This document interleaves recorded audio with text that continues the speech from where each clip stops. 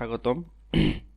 আমি এখন আলোচনা করব যে ডম এক্সপ্লোরের আমি কিভাবে get element by class name এবং গেট এলিমেন্ট বাই আইডি দিয়ে আমি এর এলিমেন্টগুলোকে আমি ধরতে পারি এবং এগুলো কিভাবে আমি বিভিন্ন স্টাইল চেঞ্জ করতে পারি এগুলো নিয়ে আমি আলোচনা করব এবং এই দুটোর ভিতরে কী কী ডিফারেন্স আছে এবং এগুলো কখন কোনটা ব্যবহার করা উচিত এগুলো নিয়ে আলোচনা করব।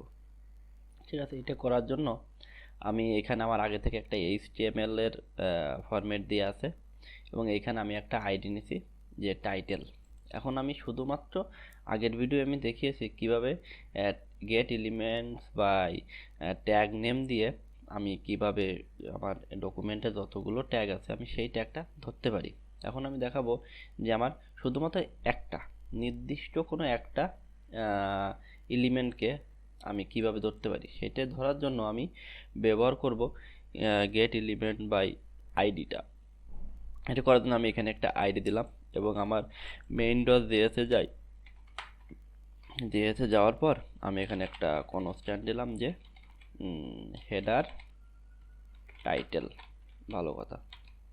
তারপর আমি এখানে লিখবো document dot get element by ID. এখানে ভালো করে খেয়াল করতে হবে যে এখানে কি আছে, গেট এলিমেন্ট বাই আইডি, এটা কিন্তু একটা, ঠিক আছে। আর অন্যান্যগুলো কিন্তু get elements by tag name এরকম ছিল, কিন্তু এখানে একটা, মানে আমি একটাই আমাকে রিটার্ন করবে। এই কারণে আমরা HTML এ CSS যখন ব্যবহার করছি তখন আমরা জানি যে আইডি শুধুমাত্র একটা এলিমেন্টে ব্যবহার করা হয়, ওই আইডি নেমটা অন্য কোনো এলিমেন্টে আর ব্যবহার করা হয় না। স্পেসিফিক কেসে আমরা শুধুমাত্র আইডি ব্যবহার করি, আদারওয়াইজ আমরা ক্লাস ব্যবহার করে কাজ করি, ঠিক আছে।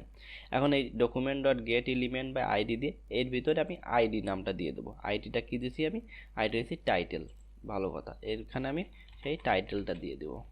এখন দেখি আমি সেভ করে আমি কনসোল লক করে দেখতে চাই যে আমি ওইটা পাই কিনা, যে হেডার টাইটেলটা আমি আউটপুটে আসে কিনা। এটা দেখার জন্য আমার এটা একটু লাইভ সার্ভার ওপেন করে, ওপেন উইথ লাইভ সার্ভার করলে এখানে চলে, এখন ইনস্পেক্ট এলিমেন্ট করি, করার পর আমি কনসোল লগে যাই। এই যে কত নাম্বার, মেইন ডট জেএস এর 4 নাম্বার লাইন থেকে, এই যে মেইন ডট জেএস এর 4 নাম্বার লাইন থেকে কিন্তু আমি আউটপুটটা পাচ্ছি। এখানে একটা ভালো করে খেয়াল করো যে এখানে কি দিছে, আমার শুধুমাত্র একটা HTML যে এলিমেন্ট সেইটাই আমাকে রিটার্ন করছে। এই জিনিসটা ভালো করে খেয়াল করতে হবে। জাভা স্ক্রিপ্টে আমি যে কাজই করি না কেন, আমাকে সে কি রিটার্ন করে, সে আমাকে একটা অবজেক্ট রিটার্ন করে, না আমাকে একটা অ্যারে রিটার্ন করে, না আমাকে নাল রিটার্ন করে, না আমাকে আনডিফাইন্ড রিটার্ন করে, না আমাকে একটা এলিমেন্ট রিটার্ন করে। এটা ভালো করে খেয়াল করতে হবে। তার উপর নির্ভর করে আমার পরবর্তী স্টেপে যাইতে হবে, ঠিক আছে। তাহলে এখানে কি রিটার্ন করলো, আমাকে এখানে একটা এলিমেন্ট রিটার্ন করলো, ঠিক আছে। এবার এই এলিমেন্টটাকে আমি ইচ্ছা করলে তার আমি আমার ইচ্ছা মতো আমি এটাকে কি বলে, এটাকে আমি করতে পারি, ওই ম্যানিপুলেট করতে পারি, আমার ইচ্ছা মতো তার চেঞ্জ করতে পারি, তার স্টাইল চেঞ্জ করতে পারি, তার কালার চেঞ্জ করতে পারি, যে যত CSS আছে সবগুলো আমি এখানে অ্যাপ্লাই করতে পারি, ঠিক আছে। আমি দেখি তার ইনার টেক্সটটা আমি দেখতে চাই, যে ইনার টেক্সটটা আমি দেখতে পারি কিনা, এটা একটু দেখি আমি। এই যে তার ইনার টেক্সট এসে গেল, না ভালো কথা। আমি এর ইনার টেক্সট আমি যদি চেঞ্জ করতে চাই তাহলে কি করব, আমি যে হেডার টাইটেলটাতে তার ইনার টেক্সটও এখানে আমি এখানে বলে দেবো যে চেঞ্জ ইট। এখন দেখি আমি চেঞ্জ বানানটা হবে এখানে, দেখি চেঞ্জ ইট করলে আমার ওইখানে আমার চেঞ্জ হলো কিনা। এই যে আমার যে হেডারটা ছিল এটা কিন্তু চেঞ্জ হয়ে গেল। এখন চাচ্ছি এর কালারটা চেঞ্জ করবো, ভালো কথা। এর কালারটা চেঞ্জ করতে কি করবো, যে হেডার টাইটেল ডট কালার দিব, কালার দিয়ে না কালার না, এখানে স্টাইল দিতে হবে আগে। আমি কি ওই যে আইডি গেট এলিমেন্ট বাই আইডিটা দিয়ে আমি যেটা ধরছি সেটার উপরে আমি যেই হেডার টাইটেলের ভিতরে আছে এখন সেটার পরে স্টাইল অ্যাপ্লাই করবো। কি স্টাইল অ্যাপ্লাই করবো এখানে বলে দিতে হবে যে আমি কালার স্টাইলটা অ্যাপ্লাই করতে চাচ্ছি। কালারটা দিতে চাচ্ছি যে আমি ধরো ব্লু কালারটা, এখানে আমি ওই হেক্সা কোডও দিতে পারি, অন্য কোডও দিতে পারি। আমি সংক্ষেপে আমি ব্লুটা এখানে দিয়ে দিলাম। এখন যদি আমি আউটপুটে দেখতে চাই, এখন দেখি যে আমার চেঞ্জ হয়ে গেছে, কালারটা কিন্তু চেঞ্জ হয়ে গেছে। এরকম আমি সব ধরনের CSS এর যত স্টাইল আছে সব স্টাইল এখানে ব্যবহার করতে পারবো, ঠিক আছে। Document dot get element by ID দিয়ে আমি, এবং এই গেট এলিমেন্ট বাই আইডিটাই সব থেকে বেশি ব্যবহার করা, এবং কোয়ারি সিলেক্টর নামে একটা জিনিস আছে সেটাও বেশি ব্যবহার করা হয়। এখন আমি দেখাবো যে আমার ধরো এখানে অনেকগুলো আছে, আমার ধরো আর একটা ইউএল আছে এখানে, আমি সাপোজ আমি আর একটা ইউএল দিলাম যে এটা ধরো চেক এন্ড নাম্বার, আমার চেক এন্ড নাম্বার আছে। আমার এই ইউএল এর ভিতরে যে আমার এলআইগুলো আছে বা সেইগুলো, আমার যে এলিমেন্টগুলো আছে বা যে এলআইগুলো আছে, এইগুলো আমার দরকার না। আমার দরকার যে এই ইউএল এর ভিতরে আমার যে এই এলআই আছে সেইগুলোই শুধু আমার দরকার, শুধু এইখান থেকে আমার এই হেডারটাও দরকার না, আমার শুধু এলআই, এই এলআই থেকে এই এলআই পর্যন্ত দরকার, এইগুলোই দরকার, আগেরগুলো দরকার না। তখন আমি কি করব, মানে আমার এখান থেকে 1 2 3 4 এই 4টা দরকার আমার। তারপর এখানে আমি অন দিলাম, এখানেও অন দিলাম, এখানেও অন দিলাম, এখানেও অন দিলাম। ভালো কথা। এটা করার জন্য আমরা কিভাবে কাজ করি দেখো, এখানে আমি একটা অল্টার চেপে সব জায়গায় আমি একটা ক্লাস দিয়ে দেবো, যে মেনু আইটেম। ভালো কথা। এখন এই সবগুলো ধরার জন্য এরকমভাবে কাজ করতে হবে যে কনস্ট্যান্ট আইটেমস, যে document dot get elements by class name. এটা ভালো করে, এখানে কিন্তু গেট এলিমেন্ট একটা, কিন্তু এখানে কিন্তু get elements by class name, এখানে অনেকগুলো তো আমার, এই কারণে get elements by class name. এবার এখানে আমি সেই ক্লাস নেমটা বসাই দেবো। এখানে কি ক্লাস নেমটা দিয়েছিলাম আমি, ক্লাস নেম মেনু আইটেম। এখান থেকে কপি করে নিয়ে যাই, কপি করে নিয়ে আমি এখানে বসাই দিই। ভালো কথা। এখন যদি আমি কনসোল লক করে দেখতে চাই যে আমার আউটপুটে কি আসে, যে আইটেমসগুলো যদি আউটপুটে দেখতে চাই, তাহলে আমি ইন্সপেক্ট, এই যে কত নাম্বার লাইন, মেইন ডট দিয়েছে 8 নাম্বার লাইন থেকে। ভালো কথা। মেইন ডট দিয়েছে 8 নাম্বার লাইন থেকে আমার কি আসছে, আইটেমগুলো আসছে। কী হিসেবে আসছে, আমার কী রিটার্ন করতে, এটা খেয়াল করতে হবে। এটা একটা HTML কালেকশন, এবং এই ডট মেনু দিয়ে আমার যে ক্লাস নেম দিতে সেইটাও বলে দিচ্ছে এখানে। তাহলে আমার কী দিল, এখানে HTML কালেকশন দিল, এবং এইটা কি, এটা অ্যারে লাইক অফ অবজেক্ট। এটা মাথায় রাখতে হবে কী রিটার্ন করলো আমাকে। তাহলে এই HTML কালেকশনটাকে আমি কিভাবে অ্যাক্সেস করতে পারি, ফর লুপ ব্যবহার করে। এটা করার জন্য এখন কি করব, আমি এখানে একটা ফর লুপ ব্যবহার করব, যে ফর লুপও ব্যবহার করা যায়, তো ফর অফ ব্যবহার করা যায়। এই ফর অফ ব্যবহার করাটা খুবই ইজি, এই কারণে ফর অফ ব্যবহার করি আমি না, সবাই ব্যবহার করে। অফ কোথা থেকে আসবে, আইটেমস থেকে আসবে।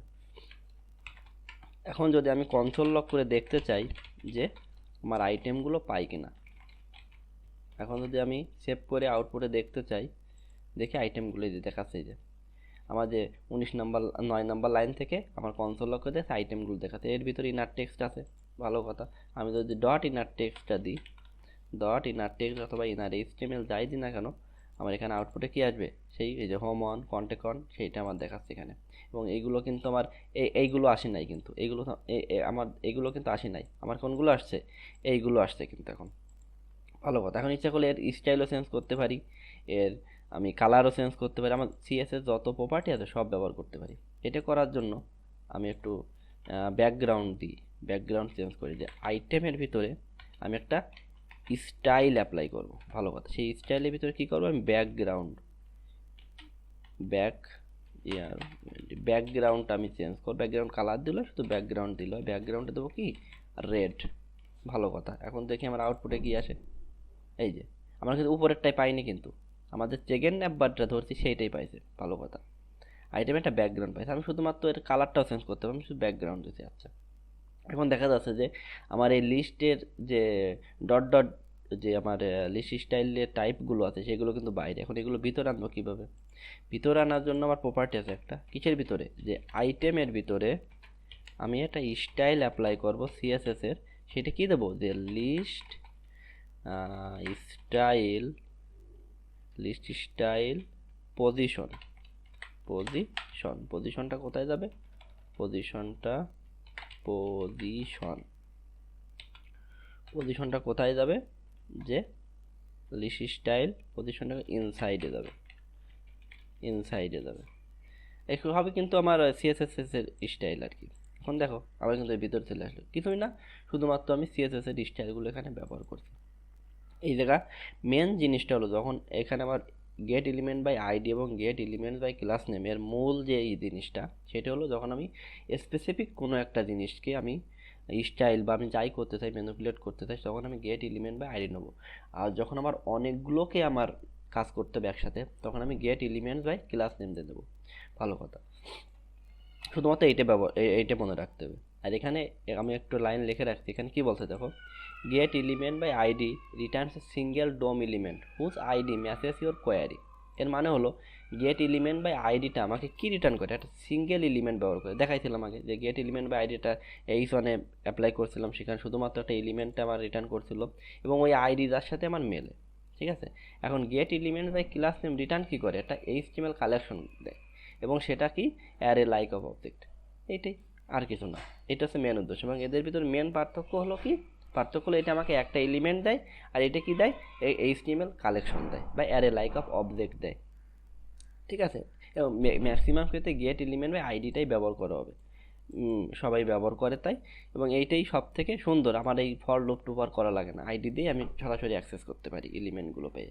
ঠিক আছে, এটা হলো গেট এলিমেন্ট বাই আইডি এবং গেট এলিমেন্ট বাই ক্লাস নেমের যে ভিডিও। আমি আশা করি সবাই বুঝতে পেরেছো এই ভিডিওটা। এবং এটা খুবই সহজ, কঠিন কিছু না। এবং এগুলো আমি বেসিকগুলো আলোচনা করতেছি, এর পরবর্তী যখন প্রজেক্টে যাব তখন আমি সবগুলো সুন্দর করে অ্যাপ্লাই, যখন রিয়েল লাইফে অ্যাপ্লাই হবে তখন আরও সুন্দর করে বোঝা যাবে। ঠিক আছে, আমার ভিডিও ভালো লাগলে আমার পাশে থেকো, এবং কোনো সমস্যা হলে এখানে কমেন্ট করে জানাও যে এইখানে বুঝতে একটু প্রবলেম আছে, তাহলে আমি সেই জিনিসটা আমি নিজের থেকে আমি বুঝতে পারবো এবং আমার ভিডিওগুলো আরও ইমপ্রুভ করতে পারবো। ঠিক আছে, ভালো লাগলে সাবস্ক্রাইব করো। ঠিক আছে, সবাইকে ধন্যবাদ।